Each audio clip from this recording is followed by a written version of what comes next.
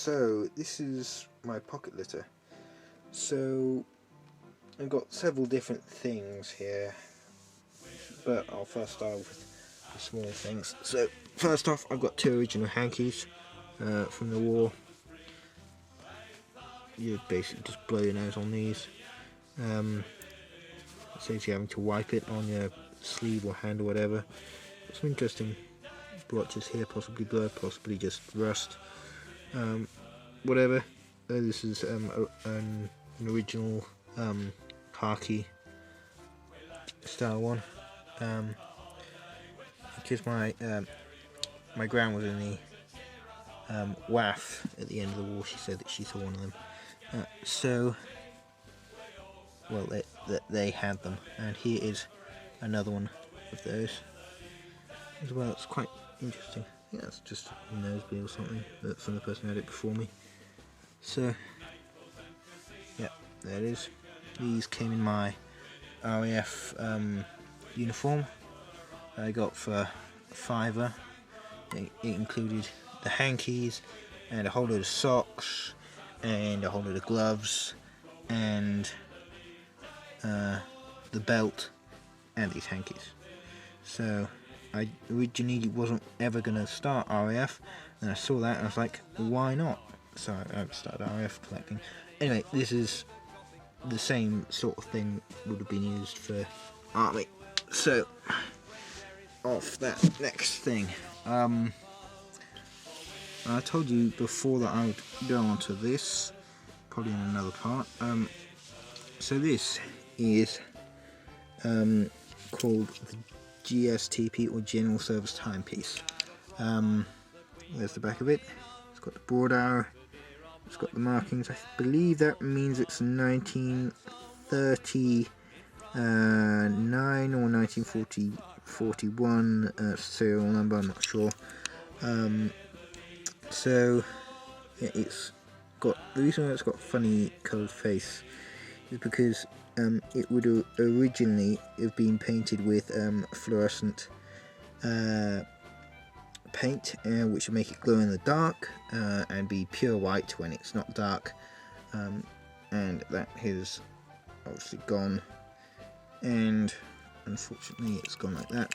This used to work. I'm very sad it stopped working. I'm gonna see if I can try and fix it. It's just attached like a modern reproduction watch chain. So yeah, that's that. They'd be mainly issued to officers or NCOs of about corporal sergeant above. So yeah, I could have that if I was doing my corporal impression. So yeah, there's that. Moving on, this is something that wouldn't really be allowed, and I'd probably be court-martialed if I'd been found with this, or in very serious trouble. This is a hip flask. It would be okay if I wasn't drinking alcohol out of this, but I would still be in great trouble, because this would have probably been filled with brandy at the time. And drinking was not allowed unless it was given by officers or NCOs. And so there's the top. The cork's fallen on the inside because I've not used it for ages. Can you hear it? That's it. Inside, which is a bit of a shame. But hey ho. I got some other hip flasks. I'm not going to do all my hip flasks, because this isn't a hip flask collection video. So there's that. That's probably an original. Might possibly be post-war by a couple of years, but I think it's original. So yeah. These are my cigarette boxes, and my lighters, and my pipe, and my tobacco box.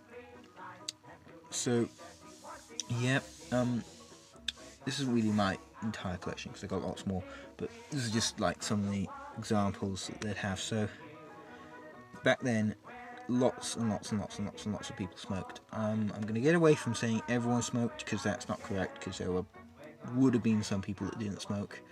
I'm not a smoker myself, and I never intend to smoke.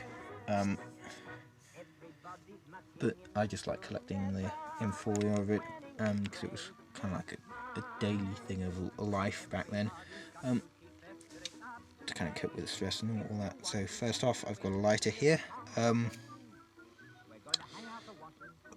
made in Hong Kong. Yeah, British one. One of the ones I restored in a couple of videos ago. This is another lighter. I don't know the name of this one, but I believe it possibly could be German. 1911, I'm not sure, or possibly 1920s, not sure. Anyway, this is, yeah, standard Zippo. I should have said if I didn't. Anyway, so here the main types of cigarettes that the British soldier would have probably had. So Willie Woodbines, or Wild Woodbines. So yeah, these were very common. I'd probably say these were the most common cigarette that was around at the time. These original packets, however, someone has put a sticker on the back of both of them, and that is because they used to come with cigarette cards. It's basically just a card of whatever you want, and of just a random card, and then when you open it up you get to see the card, and then you collect all the cards, and then what they've done is they put it into they kept some of their cigarette boxes and they put all the cards. So for example here, flower culture in pots, for example, they've collected all of them and they put them in that. And then this one, Lucky Charms, they've put all of them in that one. And this one's Cricketers, and this one doesn't have anything written on it. So yeah, I've been thinking of steaming the labels off, but then don't really want to ruin them and kind of take the piece of history away from it. So here is, try and open this, sorry. So I've made a whole load of fake cigarettes and put them in there, and that's basically just for show. They're not real ones. Like I said before, I don't smoke, and no, I'm not going to try and get that out because I don't want to break it. And this one here. Oh, I should have mentioned what this one's called. Players' Weights. They were also very popular during the time. So yeah, there they are. That was slightly messed up. I didn't finish completely filling this, but that's not inaccurate, because I mean, you probably would only have a full cigarette packet if you'd only bought it or been issued it or whatever, because they were issued with cigarettes. For example, in the First World War in 1914, every troop was given a Mary box, which had, if they're a smoker, it had tobacco in and cigarettes, and if they were non-smokers, they had chocolate in. And then Montgomery in the desert made sure that all of his troops got given some pills, number 7 I think it is, I'm not sure. So yeah, and the US also issued their Lucky Strike. That's it. Here's another packet of Willie Woodbines, just to show you some more stuff. So British Badges of Chivalry and British Orders of Chivalry and Valour, UK Tobacco 1936 complete. So yeah, that's those. Players' Weights, again half done, and half full rather, and this is an empty one. Players' Navy medium cut. cigarettes. These ones were very, very popular at the time.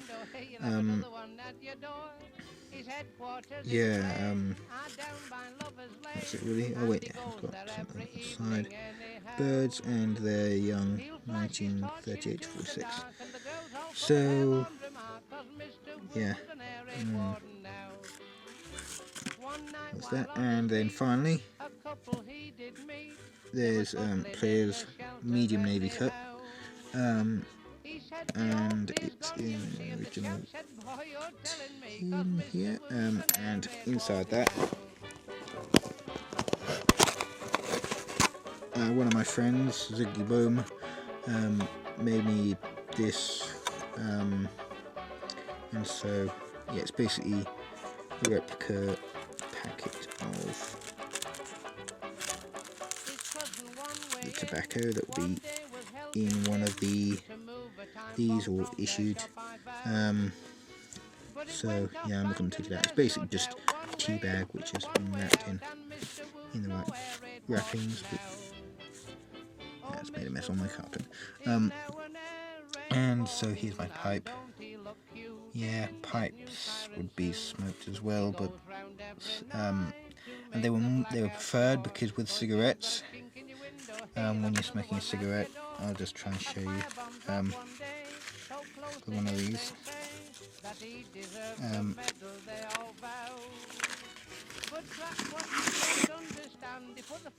You'll be holding it like this, and you'll light the end, and so when you're smoking, that end's going to be glowing. Whereas, if you're smoking a pipe, when you smoke, that end there is going to be glowing, so it's going to be protected, so that only a plane flying overhead or someone who was above you would realise that you were there. So that is that. Off them and onto this. And this is the book 64, which is the British Soldiers Paybook and Service Book as well. It will be originally attached together there, but this one, I do use this to bits. It's got a whole load of kit sizes there, and this is the officer's variant, or the earlier war variant, I should say. So yeah, it's got all this information in it. I won't go through it because this isn't a video on the Army Book 64, because that probably would take up an entire video to show you what the contents of that would be, which I could probably do if you wanted, but I'm not going to do that. So yeah, moving on. Wallets. I got a couple of wallets from the time. These are just two of them. So these are not set up for my fourth Wilkes impression. However, they're indicative of the time, and I thought I'd show them to you because I can't find my fourth Wilkes one at the moment. So yep, this is my RAF one. Now it's separated into different parts. Stamps there, £1 notes, £5 notes, £10 notes, 10 shilling notes there, and then coins go in here for other notes. So in here I have my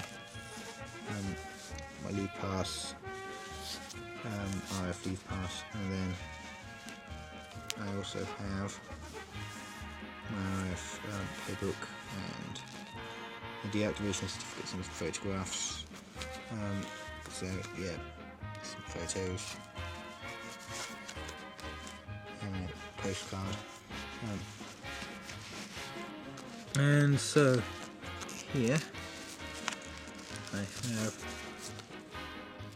some more kind of like small card sort of things, and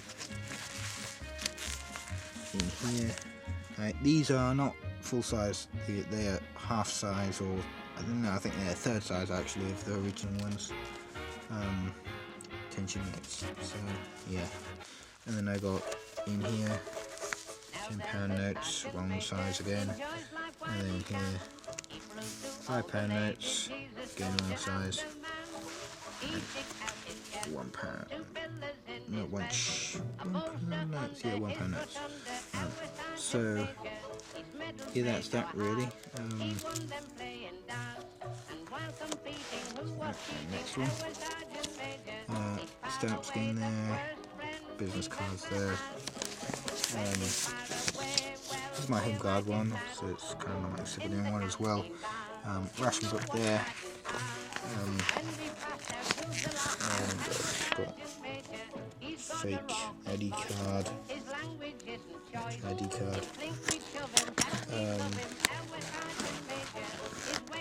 and then a whole load of more plain sort of card things. Actually, I think I might possibly fit in. Actually do it. The right size to fit in here. And for coins down the back here. Yeah, I'll move on to coins now, because I've got a load of special coins that I've picked out. So before I get onto coins, I thought I'd just show you this. It's an escape compass, and our troops will be issued these in case they got captured. They'd paint that over, put it in their housewife, and then the Germans would just assume it's a button that has a busted back, or a button with that's just extra thick, and they just leave it, and then the soldier would take it out, scratch the paint off the top, which this one had done to it, so it'd be painted white, and then you'd have a compass, and then you'd get your shirt, or you'd get your uniform rather, and rip the lining out. The lining would be a map, and then we'll go to that would be for airmen, but if it was for a general like infantry soldier, he'd have had to have smuggled a map in, or have had a map sent to him clandestinely. So anyway, here I have the money of some coinage of the time, original coinage. So first off, I've got a whole load of 2 shilling pieces. I've got loads of these. These are all post-war, 49, but same thing. The reason why they're post-war is because I believe all of them had silver in, and what happens is anything silver people go crazy over. Go get them, melt them down, turn them into more silver, or they've been handing them in to get all the money from them. Here's a 1948 1 shilling piece. That's the year they changed from being silver to being nickel. So yeah, there's a whole load of threepenny bits. 1941 one, 1942, 1937, and 1943. Yeah, I mean, what can I say about them? I believe that at the end of the war they would turn, like in 1945, they made them in metal, not metal like aluminium or something different to this, because I think I've got one from that. Well, I do have one from 1945 that's different, made out of different metal, which is interesting. It's either fake or it's original one. Here I've got a whole load of halfpennies, half pennies. So yeah, there are 2 main designs. There was the Britannia design, there was the ship design, and the ship design I believe came about during the war, to kind of represent the Armada, the Spanish Armada, and like how Britain was going to drive back the Germans rather, like they drove back the Spanish in the 1500s. So I've also got a couple of farthings, and so yeah, 1943 dated, 42, 43, yeah, 43 too, and then I think it's 1921, yeah, 1921 that one. So the design changed, I think, in 1940 to some time like that, from the Britannia to a wren. So yeah, and now a farthing was worth a quarter of a penny, and a halfpenny was half a penny. 3 pennies in a threepenny bit, and then there were, I believe, 12 pennies in a shilling, 2 shillings, and then I think it was 24 shillings in a pound. So yeah, I have a whole lot of pennies here. Most of these are like 1917, and 1917, 1920. This is 1907 a penny, 1937 penny, and a 1935 penny. These would all be legal tender back then because they were. It's like you can, in England, you can still go and spend £1, even if it's like a 1987 £1.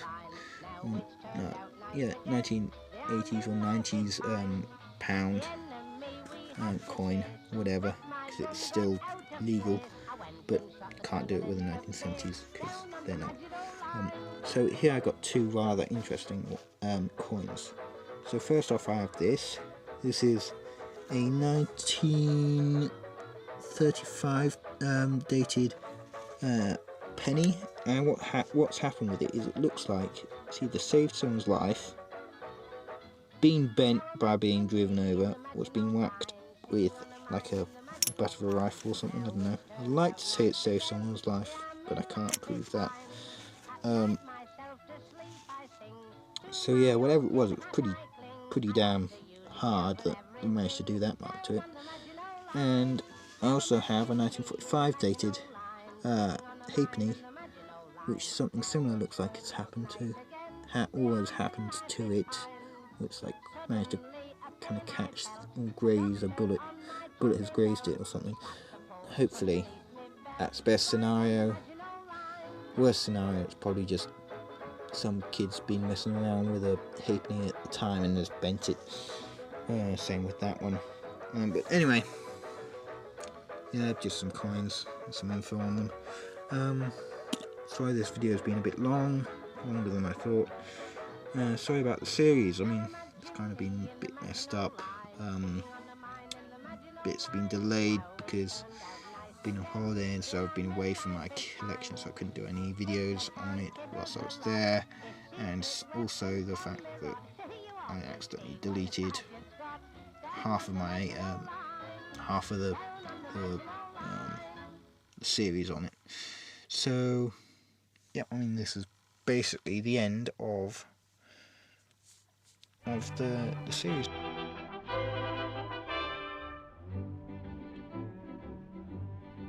I forgot to put these in my pack video, or pack part.